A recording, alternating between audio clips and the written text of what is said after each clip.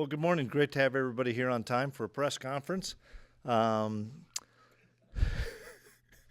So, guys are off today, and then tomorrow becomes kind of our Monday, and we'll go Saturday through Tuesday as our normal game week, and then walk through on Christmas Day, and then game on Thursday the 26th. We've had, I think, 9 practices. We've had a lot of developmental work, some Rutgers work.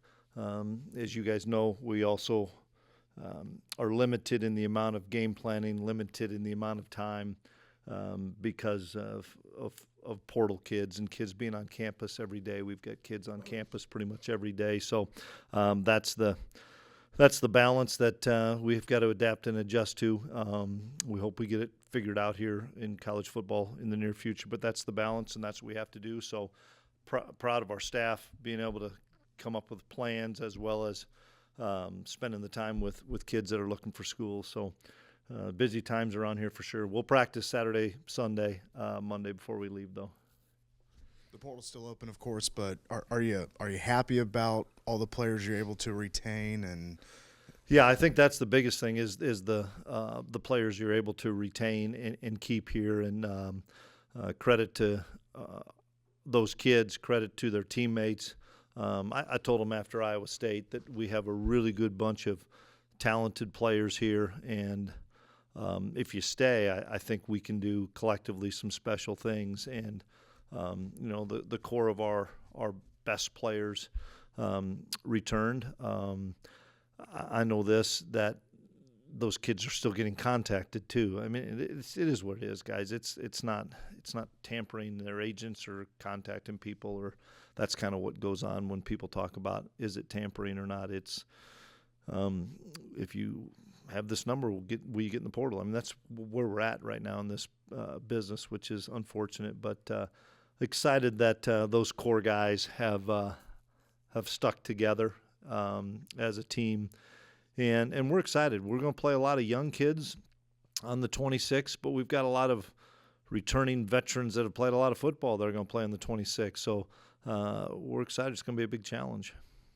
Just confirming, DJ and Jacob, are they not going to play in the bowl game? Yeah, those are the two that I think those are the only two that aren't in the portal that are not playing. So, Chris, this game's a little bit like last year in that last year you got to get a sneak peek at Avery. Yep. This year you get to look ahead with Dylan and Joe. Mm-hmm. What are you expecting out of those guys at running back? I'm excited for those guys. It's their chance to get established. We know a lot of the things that Dylan can do, and excited to be able to showcase a lot of those things for him come the 26th. And then, Joe, we've seen some really good glimpses of him in the early part of the season, but with DJ, having the bulk of those carries, it's going to be a great opportunity for Joe to and Joe's a good football player, and he's ready for this. I mean, all the reps he's had, whether it's in game or in practice, have prepared him. So I'm excited to see what we're going to do offensively. What qualities do you think make Dylan capable of being an every down running back? Because he's so versatile.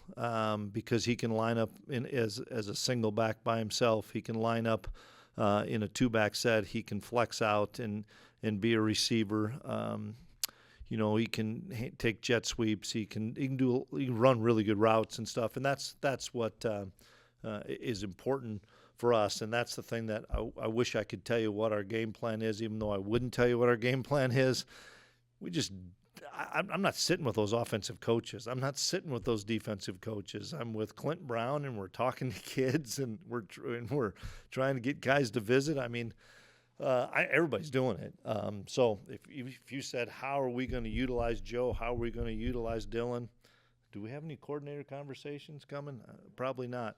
Good luck then. You'll figure it out just like I'll figure it out on the 26th, because it is a challenge right now to get those guys together staff-wise. That was my next question. How much emphasis do you put on ball game prep versus recruiting transfer portal this year? Is it 50-50? Do you lean one way or the other? It's 20 out of 24 hours a day. And the other 4, you get a quick nap in. Honestly, that's not for me, it's 70% trying to continue to build the roster, and then the other 30% of, working on Rutgers, being around the players and stuff. I love going to practice because it's 2 hours or the phone doesn't ring. It's awesome, and I don't take my phone out there, so it's great. I love that time we're out there, but that's the challenge that everybody's facing, and it doesn't matter. I think of where we're at. Rutgers is doing the same thing, I'm assuming, but the teams like Indiana and Notre Dame that are playing tonight, well, I know they're looking for players too. Those are the ones that I really feel bad for, is because they're trying to continue on a dream season and playing in a CFP, try to move to the next round, and there's kids on their campus and stuff. It's wild stuff. Some true freshmen likely to get some playing time with the departures and the NFL draft. Specifically, Zayshawn Rich and Jaquez Bradley Demps, who I think may see some more playing time. What have you seen out of them, and do you want to see them get a little bit more playing time? I can't tell you what their roles will be because of the previous conversation we've had, but it's been fun to watch those kids the last 9 practices. You look at those two, and as well as a bunch of other younger players, continue to get reps and grow, battle against each other, and play K-State versus K-State and not worry about what's the game plan prep and stuff. That's been the most fun stuff, is for us to just, after we do a little bit of Rutgers prep and we pause it and say, all right, young guys or developmental guys, let's just go K-State, we'll go choice downs, we'll go red zone, we'll go third down. It's just been fun watching all those guys compete, and I don't know where they're at in the game plan part of it, but excited about them in their future. On signing day, I know we talked about junior college players, and obviously recently there was the ruling in the Diego Pavia case. As someone who recruits junior colleges semi-heavily, what are your thoughts on that? Boy, I was on Big 12 the other day, and I said if you got till noon, we could go through all this stuff. I don't have till 3 o'clock with you guys, unfortunately.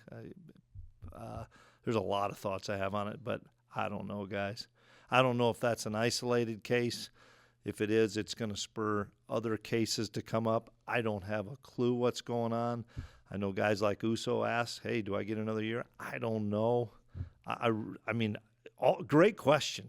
I don't have an answer for you. We just need to have is like litigators up here and bring compliance in here and ask those guys the questions, because I don't have any of those answers, and I don't think they do either. But you're great question. No answer for you, unfortunately, other than that one case is going to streamline a whole bunch of other ones that are going to come through, and that's part of roster management that we weren't anticipating. But those kids have a chance, and there's a handful that we have that, are they going to get another year? We better figure it out in a hurry. As of now, yes. But yeah. So I know you only moved up to this level in 19, so you don't have a long bowl history. But even in your 6 years here, and this will be your 5th bowl, do you feel, because of the portal and now the expansion of the playoff, that the entire role of bowl games is kind of altering a little bit? Absolutely. Yeah. I don't know. I'm not changing my purpose, because that's the purpose that I know of. Is there's a bunch of guys that chose to be at K-State and want to be at K-State, that it's a great opportunity that other schools don't have to practice those guys and to continue to develop those guys. And a lot of those guys were on scout team for the whole season. Now they get a bunch of practices where they're getting to play and they're getting to be coached, not as a scout team, but as a K-State football player.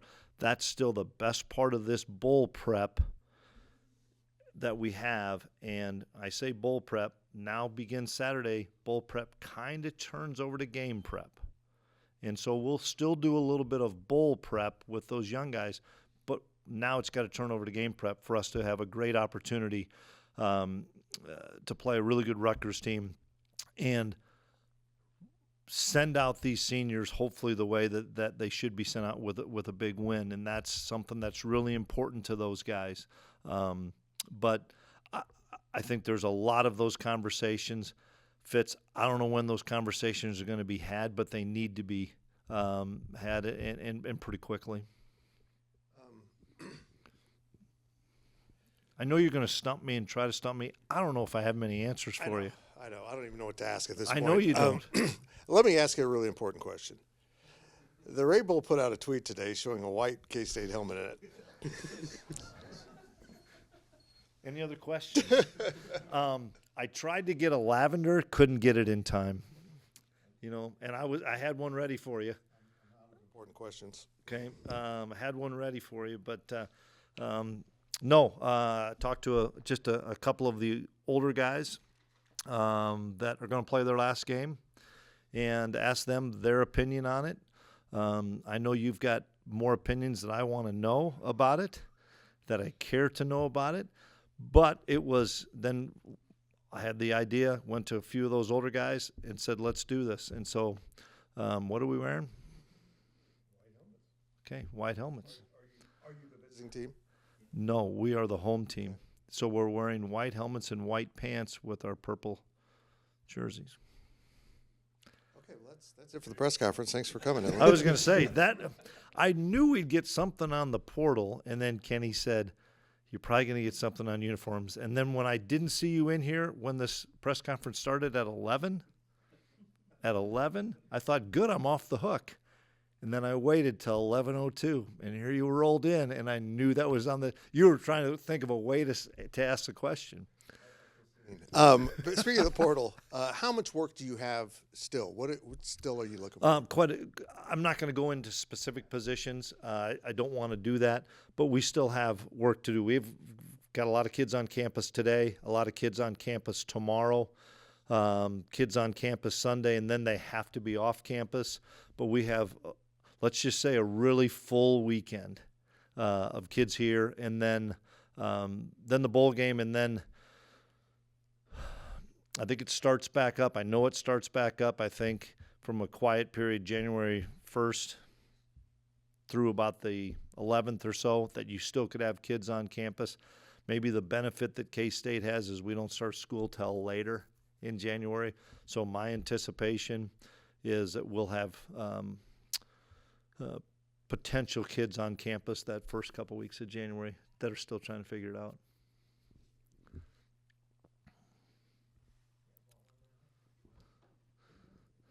Evaluating a kid in the portal go? Like when somebody jumps in, do you look up a YouTube clip and, oh, looks good? How's that? It's a lot more sophisticated than that, but there's a system that all the coaches have that you can pull up everybody's film, and you can pull up clips, you can pull up, pass catches, run blocks, you can pull up tackles, passes, defense, you can do everything. And then that's the thing, that it's a pretty quick evaluation, but it goes through a process, from scouting to position coach to coordinator to myself to the recruiting office to get them booked and stuff. That's why I'm telling you it's hard to get game plans continuing on, because there's a lot of time that we're being pulled away, which we have to be because of the landscape of college football, and we need to move this portal window, period. We all know it, because it doesn't match with the season's not over with yet. Wanted to ask you, with the depth chart that came out, there were a couple of I haven't seen it.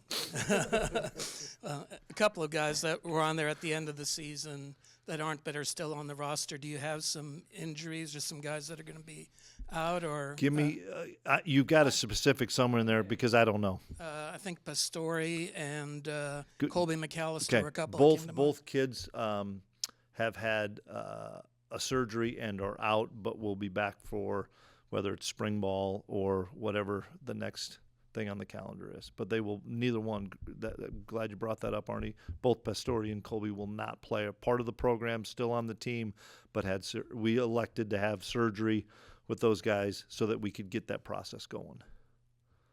And also with do you anticipate signing fewer guys from the portal with the new 105 roster thing, or? Yeah, probably. I don't even know where we're at on that.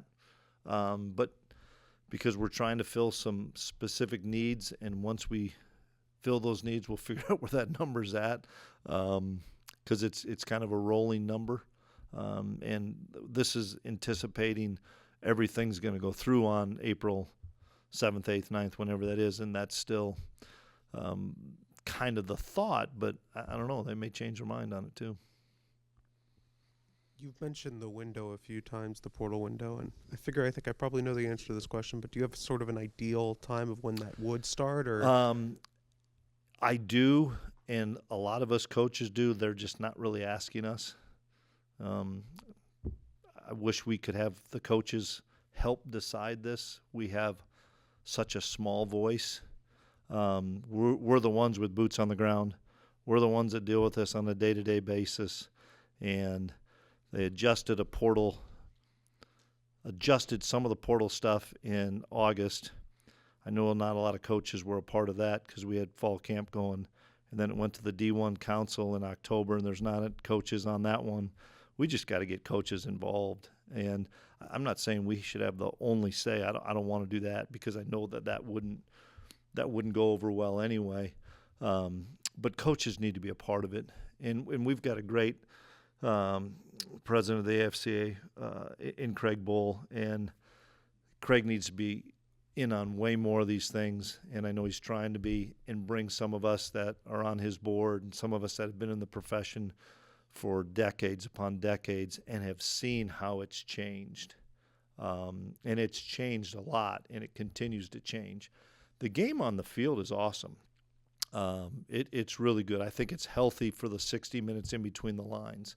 It's not very healthy. I think we all can admit it's not very healthy off the field, and my only hope is they bring us coaches and let us have more of a voice, not the only voice, but more of a voice, so that, because we have some really good thoughts and ideas that we'd love to have them be heard.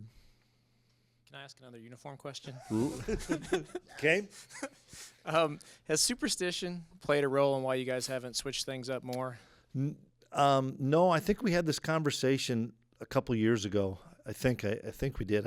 I vividly remember most of our press conference in here because I play them back quite often. No, some of it is ability and quantity to have this stuff too. Meaning I laugh at the lavender helmet or jersey concept. That can't happen unless you have like a 12-month, to make these things. My brother's in the uniform business, and if I told him I needed 125 lavender jerseys, even if I'd have said it like on August 1st for a bowl game here, he'd have laughed at me and said, "Good luck to you," because he gets phone calls probably more than I do on different topics, but one is, where's my uniforms? So that's a big part of it, and trust me, before I made the decision on this, I quickly called Al Serby and said, "Al, how are we doing on this stuff?"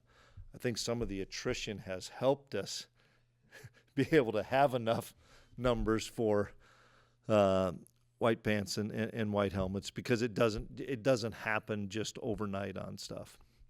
And I don't know, I guess a more serious note. I was curious, when you think back to the season that was, statistically, you guys offensively were humming for about 8 games and then kind of hit a wall. Mm-hmm. Do you think, have you pinpointed a reason for that? Anything in your mind? I haven't, and I know that if you'd bring the offensive staff in here, they would maybe pinpoint it a little bit more. I'd give you the same. Once that season ended, there's a lot of things that I want to continue to look at and see how we're doing things schematically and so forth. You just don't have time right now, and that's unfortunate. Meaning, let's say we were going to change and run the wishbone. You can't do it in bowl prep. If you want to change everything on defense, you can't do it because you don't have enough time in bowl prep. I'm not saying we're doing those things. It's just it's not the time probably with everything else that we have going on, from the signing period with the high school kids in December to immediately into keeping guys, losing guys in the portal, to bringing more guys in to try and to do a lot. You don't have time to probably look at some of the issues that we know we've got to fix. I'm not dodging the question, Kellis. We have to be better in situations on offense for sure. We got to be better in certain situations on defense as well. And we'll take a deep dive into those things probably in February after we're on the road the whole month of January. There's not many breaks right now. It's been a lot of fun. Oh, Arnie. Let's get another uniform question, Arnie. I can help you there. Just kind of curious about Rutgers. For one thing, how difficult is it to scout when there is the uncertainty with the portal? Yeah. And I love it. We get a bowl game question. I know, exactly right. Greg Schaun is a phenomenal football coach. So much respect for him. I have not had the chance to meet him yet. I'm excited about that because of just the respect I have for him. They're going to be disciplined. They're going to be physical. They're not going to beat themselves. And I'm sure they're going through the same things of whether it's injuries, and I know they've had a boatload of injuries this year, to trying to play some young guys, to maybe a kid deciding if he's going into the NFL. I don't know where they're at on those situations. That makes it a little bit more difficult prep. But I know this, our guys were really excited the fact that we were going to get to play a Big Ten school. Whether that was an SEC or Big Ten school, it landed for us in the Rate Bowl. And did somebody tell me this? This is the only Big Ten, Big 12 matchup in bowl games? Okay, I'm glad you guys brought that to my attention rather than me bringing it to – but that is the only one, right? So that's pretty neat, I think. And I know that it's going to be challenging. It's going to be a physical football game. And it'll be unique within the game plans, Arnie, of how much – how creative both sides can be on both sides of the ball and on special teams with the limited time that you have. And I think it's going to be a pretty much a fundamental game and who can get off blocks and who can make guys miss and who can tackle and all the fun things. But this will be a great test for us.